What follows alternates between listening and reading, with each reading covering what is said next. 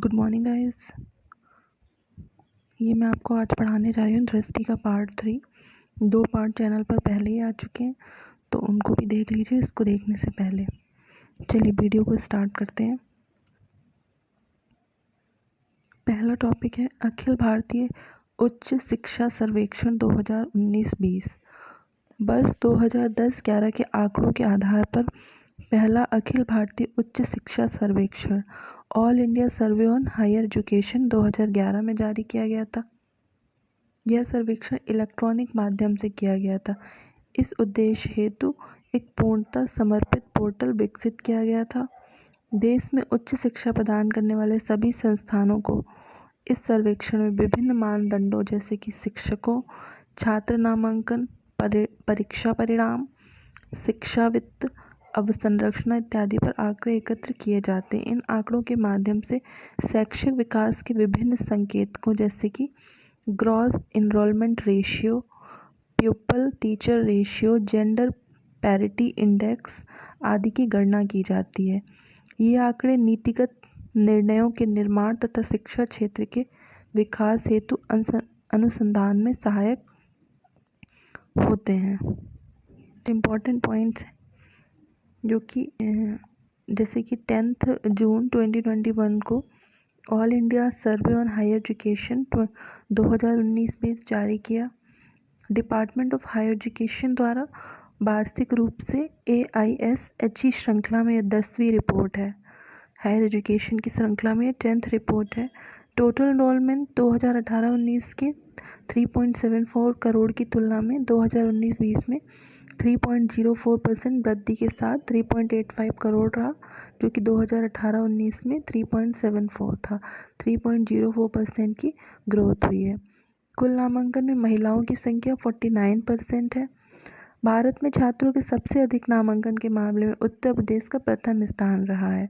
इसके बाद महाराष्ट्र और तमिलनाडु, सेकंड नंबर पर महाराष्ट्र और थर्ड नंबर पर तमिलनाडु। ग्रॉस एनरोलमेंट रेशियो 2014-15 के 24.3% के मुकाबले 2019-20 में 27.1% रहा, यानी कि ग्रोथ हुआ है फ्रॉम 14-15। उच्च शिक्षा में संलग्न संस्थानों की कुल संख्या के संदर्भ में उत्तर प्रदेश प्रथम स्थान पर है। इसके बाद क्रमशः महाराष्ट्र तथा कर्नाटक है। जेंडर पैरिटी इंडेक्स 2018-19 के मुकाबले 2019-20 में 2018-19 में 1.00 था, जो कि 2019-20 में 1.01 रहा। अखिल भारतीय शिक्षा स्तर पर वर्ष 2019-20 में उच्च शिक्षा में छात्र शिक्षक अनुपात 26 है। उच्च शिक्षा में विदेशी छात्रों का प्रतिनिधित्व के मामलों में कंट्रीज और नंबर ऑफ स्टूडेंट्स का जो परसेंटेज है वो इस प्रकार है। नेपाल का 28.1%, अफ़गानिस्तान का 9.1, बांग्लादेश का 4.6, भूटान का 3.8 और सूडान का 3.6। भारत में कॉलेजों की संख्या में 8 राज्य शीर्ष पर है। नंबर 1 पर है उत्तर प्रदेश, महाराष्ट्र, कर्नाटक। उत्तर प्रदेश पहले नंबर पर है, महाराष्ट्र सेकेंड नंबर पे है, थर्ड नंबर पे है कर्नाटक। उसके बाद है राजस्थान, आंध्र प्रदेश, तमिलनाडु, मध्य प्रदेश तथा गुजरात है। नेक्स्ट है हमारा CO water mandate. CO water mandate सार्वजनिक निजी भागीदारी वाला एक अद्वितीय पहल है जो जल संबंधी वैश्विक चुनौतियों के समाधान हेतु बिजनेस लीडर्स को एक मंच पर लाती है। इसकी स्थापना UN ग्लोबल कॉम्पैक्ट द्वारा वर्ष 2007 में की गई थी। जो ये CO वाटर मैंडेट है, इसकी जो स्थापना है वो UN ग्लोबल कॉम्पैक्ट द्वारा 2007 में की गई थी। संयुक्त राष्ट्र महासचिव एवं UN ग्लोबल कॉम्पैक्ट की इस विशेष पहल का जो कार्यान्वयन था वो पैसिफिक इंस्टीट्यूट, कैलिफोर्निया, अमेरिका की भागीदारी में किया जाता है। CO वाटर मैंडेट की हस्ताक्षरकर्ता कंपनियां हैं जिन्होंने साइन किए हैं। 6 प्रमुख क्षेत्रों में कार्रवाई करने और प्रगति पर सालाना रिपोर्ट प्रस्तुत करने के लिए प्रतिबद्ध हैं। इस पहल के तहत कमिटमेंट के 6 क्षेत्र हैं। पहला है डायरेक्ट ऑपरेशन, दूसरा है कलेक्टिव एक्शन, तीसरा है पब्लिक पॉलिसी, चौथा है supply chain and watershed management, उसके बाद है कम्युनिटी इंगेजमेंट एंड लास्ट है ट्रांसपेरेंसी। इसके कुछ इंपॉर्टेंट पॉइंट्स हैं। 4 जून 2021 को जारी विज्ञापन के अनुसार भारत की सबसे बड़ी विद्युत उत्पादक company NTPC limited CO water mandate की हस्ताक्षरकर्ता बन गई। इसके साथ ही एनटीपीसी लिमिटेड कुशल जल प्रबंधन पर ध्यान केंद्रित करने वाली प्रतिष्ठित कंपनियों की सूची में शामिल हो गई। सीओ वाटर मैंडेट पर हस्ताक्षर करने के उपरांत अब एनटीपीसी लिमिटेड विद्युत उत्पादन के अपनी मुख्य व्यावसायिक गतिविधियों को अंजाम देने के साथ ही जल संरक्षण एवं प्रबंधन 3R रिड्यूस, रीयूज, रिसाइकल को अधिक बढ़ावा देगी। अगस्त 2021 में भारत की 2 अन्य कंपनियां, एक जल जयपुर राजस्थान से और सृष्टि लाइफ साइंस बड़ोदरा गुजरात भी सीओ वाटर मैंडेट की हस्ताक्षरकर्ता बन गई है। अब तक सीओ वाटर मैंडेट को विश्व की कुल 2203 कंपनियों का समर्थन प्राप्त है। भारत को भी विभिन्न कंपनियों द्वारा इस पहल पर हस्ताक्षर किए गए, जिनका विवरण निम्नवत है, क्योंकि आपको ये मिल जाएगा PDF आपको हमारे टेलीग्राम चैनल पर, उसको आप देख लीजिएगा बाद में। ठीक है, हमारा नेक्स्ट है एनटीपीसी ऊर्जा सघन लक्ष्यों की घोषणा। 27 जून 2021 को जारी विज्ञापन के अनुसार एनटीपीसी लिमिटेड भारत में ऊर्जा क्षेत्र के अंतर्गत एक ऐसी पहली ऊर्जा कंपनी बन गई है जिसने ऊर्जा पर संयुक्त राष्ट्र उच्च स्तरीय संवाद UN high level dialogue on energy के अंग के रूप में अपने ऊर्जा सघन लक्ष्यों एनर्जी कॉम्पैक्ट गोल को घोषित किया है। एनटीपीसी ने 2032 तक 60 गीगावाट तक की नवीकरणीय ऊर्जा क्षमता की स्थापना का लक्ष्य निर्धारित किया है। कब तक किया है? 2032 तक। कितना? 60 गीगावाट। साथ ही एनटीपीसी ने 2032 तक नेट एनर्जी इंटेंसिटी में 10% की कटौती का लक्ष्य भी निर्धारित किया है। नेक्स्ट है हमारा भारत का सबसे बड़ा सौर ऊर्जा पार्क। 12 जुलाई 2021 को नवीन एवं नवीकरणीय ऊर्जा मंत्रालय ने एनटीपीसी रिन्यूएबल एनर्जी लिमिटेड को गुजरात स्थित कच्छ के रण में एक सौर पार्क की स्थापना हेतु मंजूरी प्रदान की। कहाँ पर खुला है ये? भारत का सबसे बड़ा सौर पार्क जो है गुजरात में कच्छ के रण में खोला गया है। भारत का सबसे बड़ा सौर ऊर्जा पार्क होगा ये, जिसकी क्षमता 4750 मेगावाट होगी। इस पार्क से व्यावसायिक स्तर पर ग्रीन हाइड्रोजन के उत्पादन की योजना है। 13 जुलाई 2021 को एनटीपीसी रिन्यूएबल एनर्जी लिमिटेड ने केंद्र शासित प्रदेश लद्दाख के साथ ही देश की प्रथम हरित हाइड्रोजन परिवहन परियोजना ग्रीन हाइड्रोजन मोबिलिटी प्रोजेक्ट की स्थापना हेतु एक MOU साइन किया है।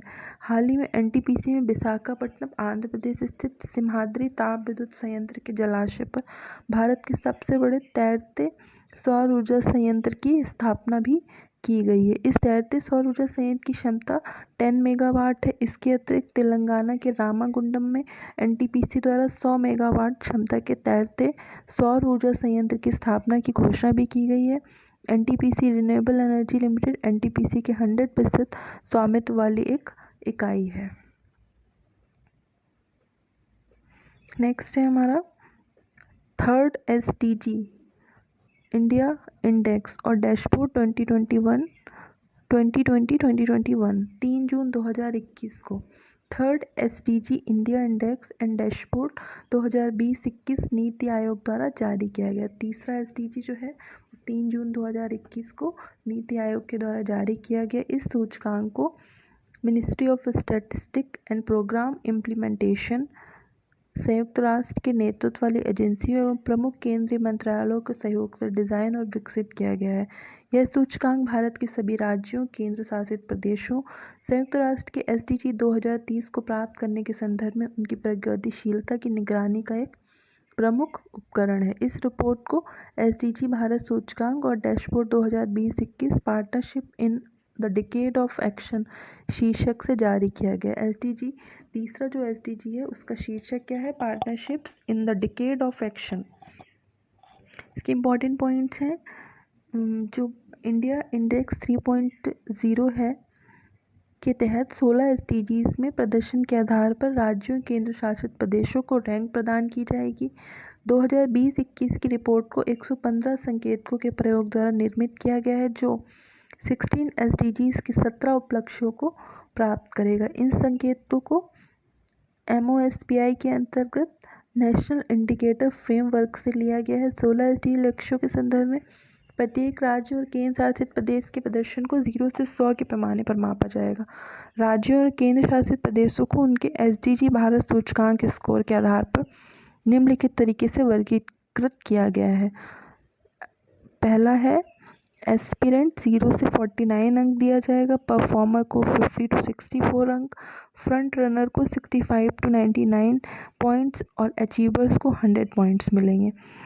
नवीनतम रिपोर्ट में भारत का कंपोजिट स्कोर 66 रहा है, जबकि 2019 के SDG भारत सूचकांक में यह 60 था। 2020-21 में उत्तराखंड, गुजरात, महाराष्ट्र, मिजोरम, पंजाब, हरियाणा, त्रिपुरा, दिल्ली, लक्षद्वीप, अंडमान एवं निकोबार द्वीप समूह, जम्मू और कश्मीर एवं लद्दाख अग्रणी की श्रेणी में पहुंच गए हैं। इस सूचकांक में राज्यों की संयुक्त रैंकिंग में केरल 75 अंक प्राप्त कर प्रथम स्थान पर रहा, जबकि हिमाचल प्रदेश और तमिलनाडु दोनों 74 अंक प्राप्त करके दूसरे स्थान पर रहे। यहाँ पर आपको टेबल फॉर्म में दिया गया, जो कि मैंने आपको ऊपर पढ़ा दिया है, तो इसको आप देख लीजिएगा PDF में।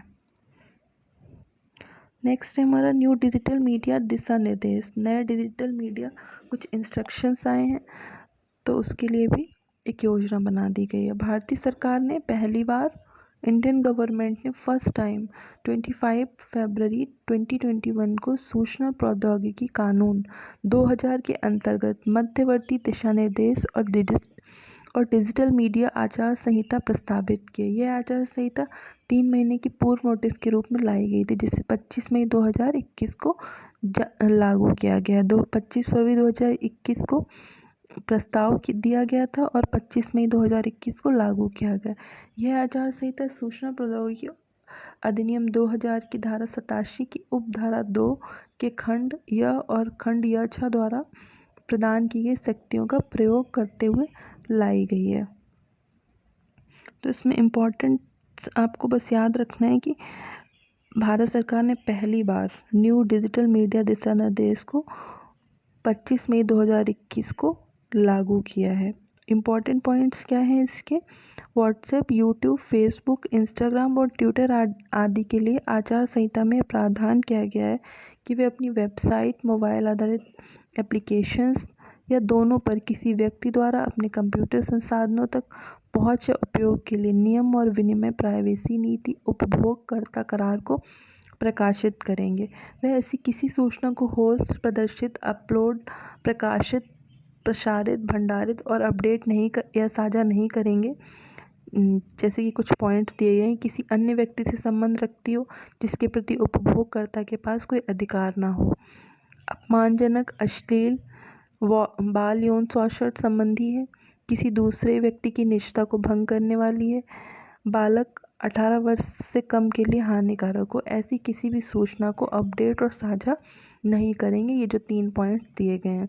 उसके बाद है अपने शिकायत अधिकारी का नाम और संपर्क ब्यौरे के साथ उस पूरे तंत्र का प्रकाशन अपनी वेबसाइट पर करना होगा जिसके जरिए किसी शिकायत का निवारण किया जाना है। शिकायत अधिकारी 24 घंटे के भीतर मामले को अभी स्वीकार करेगा और इसकी प्राप्ति की तारीख से 15 दिनों के भीतर इसका निपटारा करेगा। मुख्य अनुपालक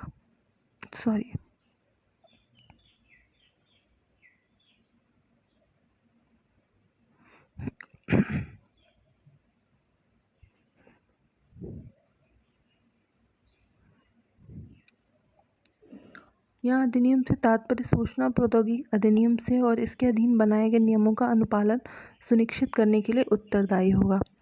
इसके लिए त्रिस्तरीय संरचना होगी। प्रकाशकों द्वारा स्वतः विनिमय, प्रकाशकों के स्वतः विनियामक निकायों द्वारा स्वतः विनियमन और केंद्रीय सरकार द्वारा निरीक्षण क्रियाविधि।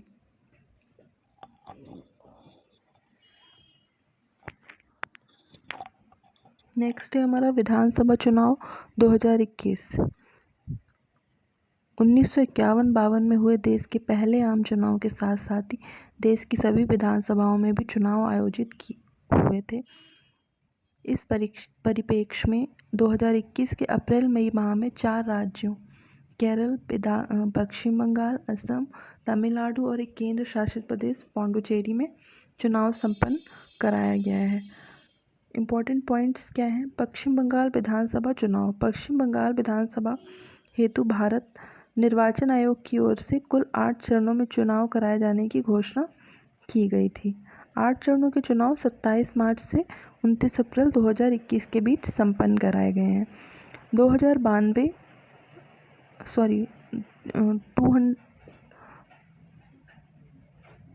292 विधानसभा सीटों की मतगणना 2 मई 2021 को कराई गई थी। पश्चिम बंगाल विधानसभा में कुल 294 सीटों में से 213 सीटें अखिल भारतीय तृणमूल कांग्रेस ने, 77 सीटें बीजेपी ने और एक सीट स्वतंत्र उम्मीदवार तथा राष्ट्रीय सेक्युलर मजलिस पार्टी ने जीती। 2 विधानसभा सीटों क्रमशः शमशेरगंज और जंगीरपुर में विधानसभा प्रत्याशियों की मृत्यु के कारण चुनाव संपन्न नहीं हुई। एग्ज़ाम्स के लिए ज़्यादा इम्पोर्टेंट पॉइंट नहीं है।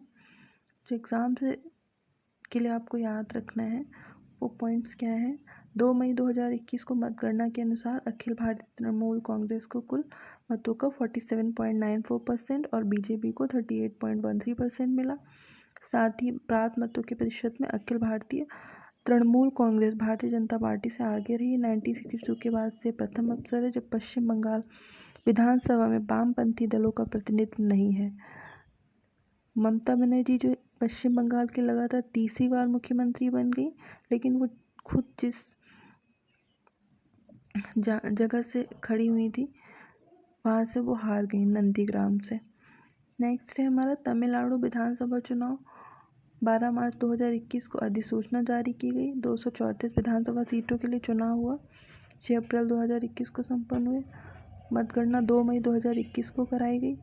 234 सीटों में से 133 डीएमके ने, 66 एआईडीएमके ने, 18 सीटें भारतीय राष्ट्रीय कांग्रेस ने और 4 सीटें भारतीय जनता पार्टी ने जीती। उसके बाद ही 7 मई 2021 को डीएमके के नेता एम.के. स्टालिन ने तमिलनाडु के नए मुख्यमंत्री के रूप में शपथ ग्रहण किया। ये इम्पोर्टेंट है आपके लिए। तमिलनाडु के नए मुख्यमंत्री कौन है? एम.के. स्टालिन। तमिलनाडु में सत्ता की बागडोर पिछले 10 वर्षों से एआईडीएमके के हाथों में थी। नेक्स्ट है केरल विधानसभा चुनाव। 12 मार्च 2021 को अधिसूचना जारी की गई। 6 अप्रैल 2021 को 140 विधानसभा सीटों के लिए चुनाव कराया गया। 140 विधानसभा सीटों में से बहुमत के लिए 71 सीटों की आवश्यकता थी। कम्युनिस्ट पार्टी ऑफ इंडिया के नेतृत्व में एलडीएफ ने 99 सीटें जीतने के में कामयाबी पाई, जबकि संयुक्त लोकतांत्रिक मोर्चा केवल 41 सीटों पर ही जीत हासिल कर सका। 20 मई 2021 को पिनराई विजयन ने केरल के मुख्यमंत्री के रूप में शपथ ग्रहण की। केरल के गठन के बाद से पहली बार किसी मुख्यमंत्री ने लगातार दूसरे कार्यकाल हेतु शपथ ग्रहण किया। ये लगातार दूसरी बार मुख्यमंत्री बने हैं। इसके बाद है हमारा असम विधानसभा चुनाव। असम की 126 विधानसभा सीटों के लिए निर्वाचन आयोग ने 3 चरणों में चुनाव संपन्न कराया। 27 अप्रैल, 1 अप्रैल और 6 अप्रैल को। 126 असम विधानसभा सीटों के लिए 75 सीटों पर जीत हासिल की राष्ट्रीय जनतांत्रिक गठबंधन ने। असम के 15वें मुख्यमंत्री के रूप में राज्यपाल जगदीश मुखी ने हेमंत विश्व शर्मा को शपथ दिलाई। असम के 15वें मुख्यमंत्री बने हैं कौन? हेमंत विश्व शर्मा और असम के राज्यपाल जगदीश मुखी। पुडुचेरी विधानसभा।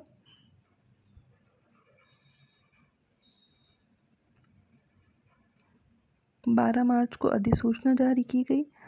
6 अप्रैल 2021 को 30 विधानसभा सीटों के चुनाव हेतु चुनाव संपन्न हुआ। राष्ट्रीय जनतांत्रिक गठबंधन को सत्ता प्राप्त करने के लिए आवश्यक सीटें प्राप्त हो गई। 30 सीटों में से 6 सीटें राजग में शामिल भाजपा के सहयोगी अखिल भारतीय एनआर कांग्रेस ने 10 सीटें जीतकर राजग को सत्ता में स्थापित कर दिया। इंपॉर्टेंट क्या है कि 7 मई 2021 को N Rangaswamy all India NR Congress ने पुडुचेरी के नए मुख्यमंत्री के रूप में शपथ ली। इंपॉर्टेंट है कि कौन बने हैं पुडुचेरी के नए मुख्यमंत्री। नेक्स्ट है हमारा ताप विद्युत संयंत्रों में बायोमास के प्रयोग पर राष्ट्रीय मिशन। जो ताप विद्युत संयंत्र है वहाँ पर बायोमास का यूज़ किया जाए। नेक्स्ट है हमारा ताप विद्युत संयंत्रों में बायोमास के प्रयोग पर राष्ट्रीय मिशन। धान एवं अन्य फसलों की कटाई के बाद जो अवशेष बचता है उसको बायोमास ईंधन के रूप में ऊर्जा उत्पादन में प्रयोग किया जा सकता है। एक अनुमान के अनुसार उत्तर पश्चिम भारत में लगभग 30 से 40 मिलियन मीट्रिक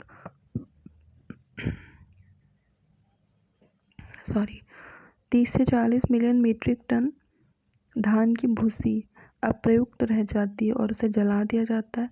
यदि इस अवशेष को कोयला आधारित ऊर्जा संयंत्रों में कोयले के साथ मिश्रित कर उसका दहन किया जाए तो इससे प्रतिवर्ष 45,000 मिलियन यूनिट विद्युत उत्पादन किया जा सकता है। इम्पॉर्टेंट पॉइंट्स हैं। मई 2021 में केंद्रीय विद्युत मंत्रालय द्वारा कोयला आधारित ताप विद्युत संयंत्रों में बायोमास के प्रयोग पर एक राष्ट्रीय मिशन स्थापित करने का निर्णय लिया गया। राष्ट्रीय मिशन की अवधि न्यूनतम 5 वर्ष के लिए होगी। उसके इम्पॉर्टेंट जो पॉइंट्स है वही बस मैं आपको बताऊंगी। मिशन के अंतर्गत विद्युत मंत्रालय के सचिव की अध्यक्षता में एक स्टीयरिंग कमेटी की परिकल्पना की गई जिसमें नवीन और नवीकरणीय ऊर्जा मंत्रालय, पेट्रोलियम और प्राकृतिक गैस मंत्रालय आदि के प्रतिनिधियों सहित सभी लोग शामिल होंगे। प्रस्तावित राष्ट्रीय मिशन में एनटीपीसी लिमिटेड रसद एवं बुनियादी ढांचा संबंधी सहायता देने में बड़ी भूमिका निभाएगा। बायोमास को फायरिंग किसी बॉयलर के भीतर प्राकृतिक गैस तथा कोयले जैसे अन्य ईंधनों के साथ बायोमास पदार्थों के सम्मिश्रण तथा दहन को बायोमास को फायरिंग कहते हैं। यूएनएफसीसीसी ने कोयला आधारित ऊर्जा संयंत्रों से कार्बन उत्सर्जन को कम करने के संदर्भ में बायोमास को फायरिंग को एक कार्बन न्यूट्रल टेक्नोलॉजी के रूप में मान्यता दी है। नेक्स्ट है हमारा अम्बोली जैव विविधता विरासत स्थल घोषित किया गया है। स्थानीय निकायों के परामर्श से राज्य सरकारें जैव विविधता महत्व के क्षेत्रों को जैव विविधता अधिनियम 2002 की धारा 37 के तहत जैव विविधता विरासत स्थल के रूप में अधिसूचित करती हैं। यह ऐसे पारिस्थितिकी तंत्र होते हैं जिनमें स्थलीय, तटीय, अंतर्देशीय जल समृद्ध जैव विविधता वाले घटक तथा समुद्री पारिस्थितिकी तंत्र भी हो सकते हैं। ऐसे स्थलों को अद्वितीय तथा संवेदनशील पारिस्थितिकी तंत्र भी माना जाता है। इम्पॉर्टेंट पॉइंट्स हैं। 31 मार्च 2021 को महाराष्ट्र सरकार ने सिंधुदुर्ग जिले में पश्चिमी घाट स्थित अम्बोली में एक क्षेत्र को बायोडाइवर्सिटी हेरिटेज साइट घोषित किया है। बायोडाइवर्सिटी अधिनियम 2002 के तहत जैव विविधता विरासत स्थल घोषित किया गया। सावंतवाड़ी तहसील सिंधुदुर्ग जिले में अम्बोली के निकट ठाकरे वाइल्ड लाइफ फाउंडेशन के नेतृत्व में शोधकर्ताओं ने फ्रेश वाटर में पाई जाने वाली मछली की एक दुर्लभ प्रजाति सिस्टूरा हिरण्यकेशी की खोज की है। सिस्टूरा हिरण्यकेशी फ्रेश वाटर में पाई जाने वाली सिस्टूरा नामक मछली की एक दुर्लभ उप प्रजाति है। इस मछली का नाम अम्बोली गांव के निकट बहने वाली हिरण्यकेशी नदी के नाम पर ही रखा गया है। अम्बोली क्षेत्र हिरण्यकेशी नदी के उद्गम स्थल तथा देवी पार्वती के मंदिर के लिए माना जाता है।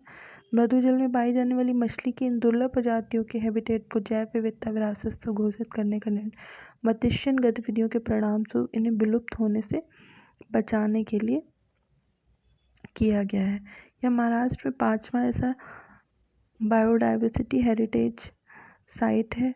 महाराष्ट्र सरकार ने इससे पहले गढ़चिरौली जिले में ग्लोरी ऑफ अल्लापल्ली, पुणे में गणेश खिंड, सिंधुदुर्ग जिले में मिरिस्टिका दलदल वनस्पति तथा जलगांव में लैंडोर खोरी पार्क को बायोडाइवर्सिटी हेरिटेज के तौर पर घोषित किया। नेक्स्ट मिशन है हमारा सुजल नल से पेयजल मिशन।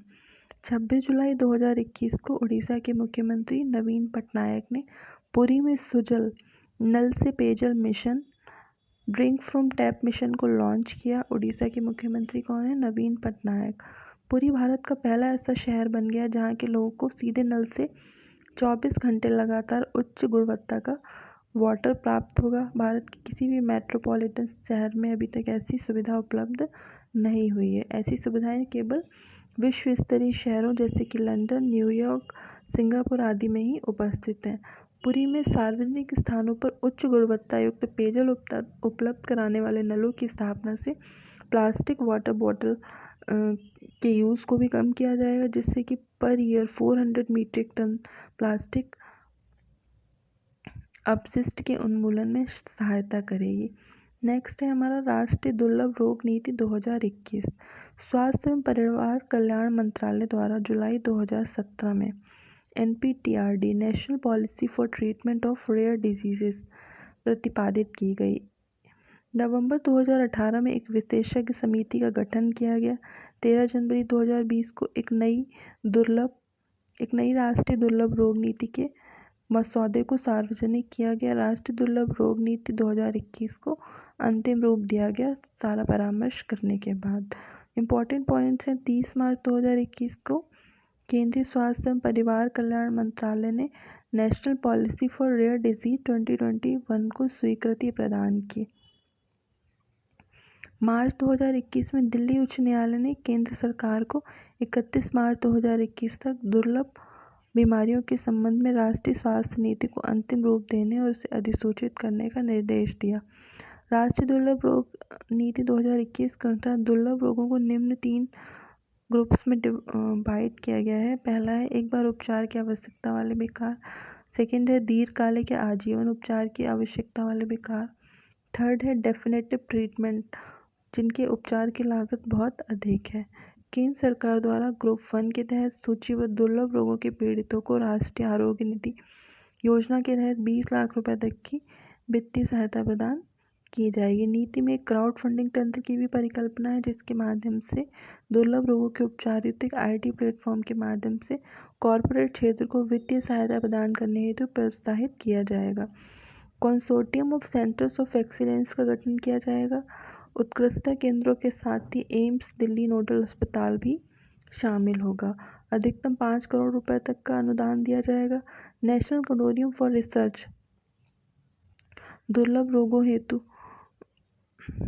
और development on therapeutics for rare diseases का भी गठन किया जाएगा। संचालन जो है स्वास्थ्य अनुसंधान विभाग द्वारा किया जाएगा, जिसमें से ICMR भी एक सदस्य होगा। दुर्लभ रोग की कोई यूनिवर्सल या मानक परिभाषा नहीं है। WHO के अनुसार दुर्लभ बीमारी उसको कहा जाता है जो जीवन भर चलती है, जो प्रति 1000 जनसंख्या में से 1 या उससे कम लोगों को प्रभावित करती है। नेक्स्ट है IC वर्मा उप समिति रिपोर्ट के अनुसार दुर्लभ रोगों को परिभाषित करने के आंकड़े उपलब्ध नहीं हैं। भारत में दुर्लभ बीमारियों की कोई निश्चित परिभाषा नहीं है कि एग्ज़ाम के पॉइंट ऑफ व्यू से कोई इम्पोर्टेंट नहीं है। ये याद रखना है आपको। अंतर्राष्ट्रीय दुर्लभ रोग दिवस फरवरी माह के अंतिम दिन मनाया जाता है। 28 फरवरी 2021 को 14वें अंतर्राष्ट्रीय दुर्लभ रोग दिवस का आयोजन किया गया। पहला कब मनाया गया था? 29 फरवरी 2008 को। नेक्स्ट है हमारा आज़ादी का अमृत महोत्सव। इंडिया के स्वतंत्रता के 75 साल पूरे होने पर मनाया जा रहा है आज़ादी का अमृत महोत्सव।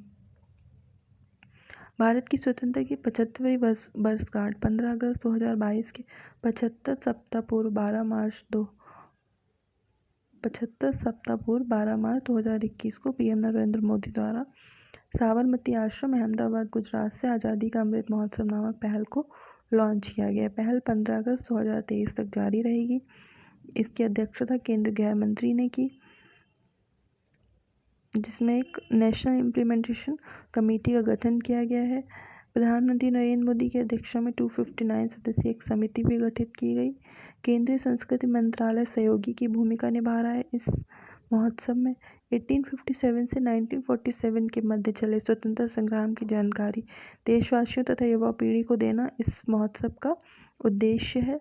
विश्व के सामने 75 वर्षों की उपलब्धियों का प्रदर्शन करना तथा अगले 25 वर्षों के लिए देश के संकल्प की एक रूपरेखा तैयार करना।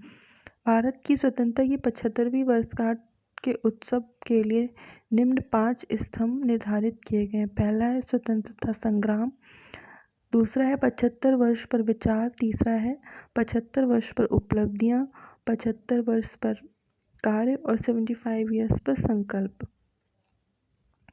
युवा प्रधानमंत्री योजना 29 मई 2021 को उच्च शिक्षा विभाग, शिक्षा मंत्रालय, भारत सरकार द्वारा 30 वर्ष से कम आयु के युवा और नवोदित लेखकों को प्रशिक्षित करने के लिए युवा प्रधानमंत्री योजना, prime minister scheme of mentoring young authors को लॉन्च किया गया।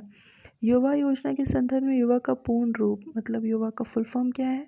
Young upcoming and versatile authors. युवा योजना इंडिया 75 परियोजना का ही एक अंग है, यानी कि आज़ादी का अमृत महोत्सव का। नेक्स्ट है हमारा सघन मिशन इंद्रधनुष 3.0। 25 दिसंबर 2014 को मिशन इंद्रधनुष नाम से एक सार्वभौमिक टीकाकरण अभियान का शुभारंभ किया गया। मिशन इंद्रधनुष का उद्देश्य देश के सभी बच्चों 2 वर्ष की आयु तक के एवं गर्भवती महिलाओं का तीव्र गति से 100% टीकाकरण करना। अगस्त 2017 तक मिशन इंद्रधनुष के 4 चरणों का सफल संचालन किया गया। प्रधानमंत्री नरेंद्र मोदी द्वारा 8 अक्टूबर 2017 को इंटेंसिफाइड मिशन इंद्रधनुष को लॉन्च किया गया। देश में नियमित टीकाकरण कवरेज को बढ़ावा देने के लिए सघन मिशन इंद्रधनुष 2.0 को दिसंबर 2019 से मार्च 2020 के मध्य संचालित किया गया। इम्पोर्टेंट पॉइंट्स हैं कि 19 फरवरी 2021 को केंद्रीय स्वास्थ्य और परिवार कल्याण मंत्री ने इस मिशन को लॉन्च किया। IMI 3.0 पोर्टल इस मिशन के परिचालन के लिए दिशा निर्देश जारी किए गए। इस मिशन को 22 फरवरी 2021 से 22 मार्च 2021 के मध्य 15-15 दिनों के 2 राउंड्स में संचालित किया जाएगा। केंद्र शासित प्रदेशों राज्यों 250 क्षेत्रों में संचालित किया गया है। ठीक है, आज का हमारा ये पार्ट यहीं पर ख़त्म होता है। अगर आपको वीडियो अच्छा लगा हो तो प्लीज़ चैनल को सब्सक्राइब करें, वीडियो को लाइक करें, शेयर करें। Thank you. मिलते हैं नेक्स्ट वीडियो में।